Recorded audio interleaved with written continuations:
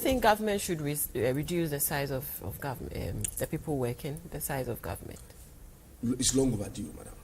You are talking about a government that is calling for 3.2 million to run its government machinery in this economy, where a chunk of this money goes into payment of salaries of persons who are working within government circles, and you cannot pinpoint what impact the work that they do at the Jubilee House does to us as economy. There are a number of portfolios that have been mentioned within the remit of Jubilee House that obviously most of us have had difficulty asking what impact does it make on the economy. Because if somebody is in charge of church relations, and because you are in charge of church relations, you are entitled to an office, entitled to a land cruiser, you are entitled to salary. I mean, these are expenses that is way reckless ab initio. And so, and there are probably it's part of curbing the rate of unemployment situation in Ghana. The government wants to create an employment or improve the unemployment situation.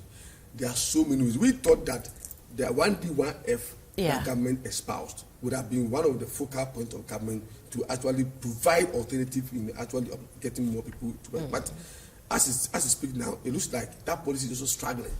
If that policy had actually come to stay in the manner it was couched from the beginning, I'm sure it would also tremendously improved the unemployment situation. But as it stands now, you cannot be putting people to work in offices which gives no impact to the economy and say you don't create employment like that. It looks like what people normally term party job for the boys, and I mean we can't go to that level.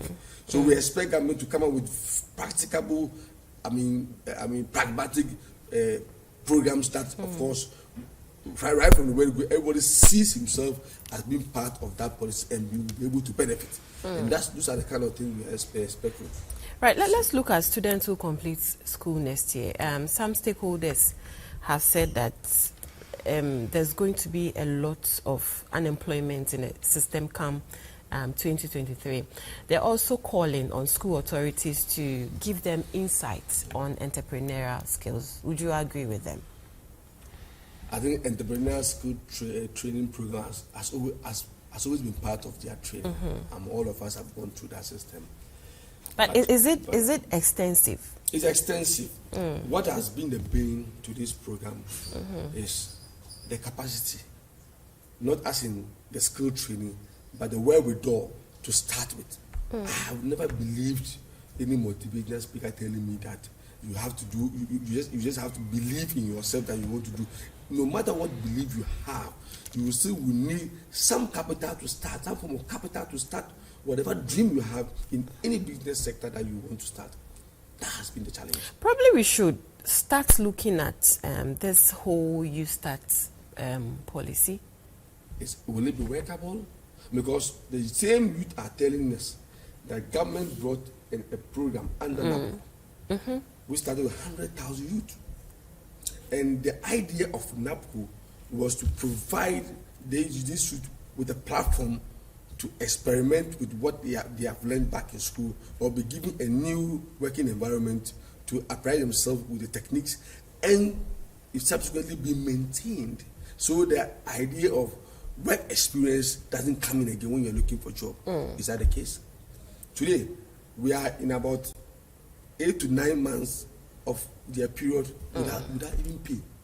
Most of these young ones who had the opportunity to work under NAPCO will tell you that they will be there, and advertisement will be made for a vacancy. What and has from what outside has the without being recruited to come and work as permanent workers when they are there. What has the TUC and organized labor done about this issue? It's a worrying situation. It's one of the bane of the TUC. I don't know, but because when this policy started, if you look at the objective for the establishment of this policy and the actual implementation, I expected TUC to also add their voice to it, because it comes back to labor issue. Because if these youth are actually maintained to be part of the mainstream workers, TUC certainly will also begin benefit from them by way of paying their dues. So they become part of it. So I expected TUC to have added their voice and add more pressure to government to see to it that they follow this policy through and through, as it was espoused from the beginning. But unfortunately, TEC also couldn't add the word as we expect. That's why we are more or less like a pressure group that has to always remind TEC to wake up to its responsibilities. Because if we don't have such pressure groups around, it will always be difficult for persons within the what do you call it, the labor front, to actually benefit from exactly what they should benefit. Because once you allow the leadership to relax, to feel everything is okay, they will go out there and bring you something that will not be helpful to the you people as their constituents. And that's why our group actually emerged, to always make sure that to put them on their toes. And it's very, very important. And for me, so far it's been so good. Right. Would you agree with me if I say a structured arrangement should be made for people to be employed properly? Just as you said, a lot of people would be going, some will go on retirement, others will travel, some will get sick and all of that. Do we need a structured arrangement for people to be hired back properly? The arrangement for recruitment has always been done per structures. Right. But the issue we have here is that the economy is not expanding the way it should. It has become clear to everybody now that government cannot absorb almost all the graduates that are churned out from our various tertiary institutions as a standard, because government has a ceiling.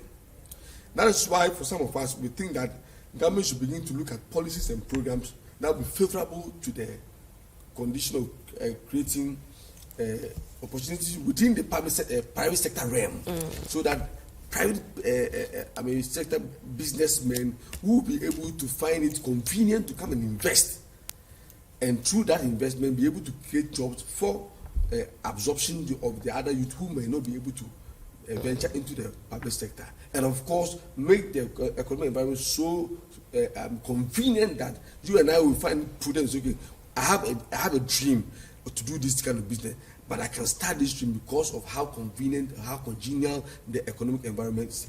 That is also another thing government should be looking at. Other than that, you find yourself in a situation where your city is struggling against the major trading currency, where your what do you call it, your policy rate, interest rate is a killer. Then of course you cannot go anywhere. That's why Guta, as we speak, are struggling on their feet, because most of them have folded up. Their capital, as I speak now, has been wiped away by the debilitating effect of city-dollar relationship, and of course the killer interest from the banks. And if they are also getting out of business, the 2-3 people that they will be recruiting to help them around this business will also lose their job along the line, and that goes to worsen the situation. So yes, public sector as a working environment is there, but government has a duty and a responsibility to roll out policies and programs that will make the private sector environment, which for me has a lot of potential, easier for people to go into business, and accordingly recruit people to ease pressure on government when it comes to the call for employing them and giving employment to the youth.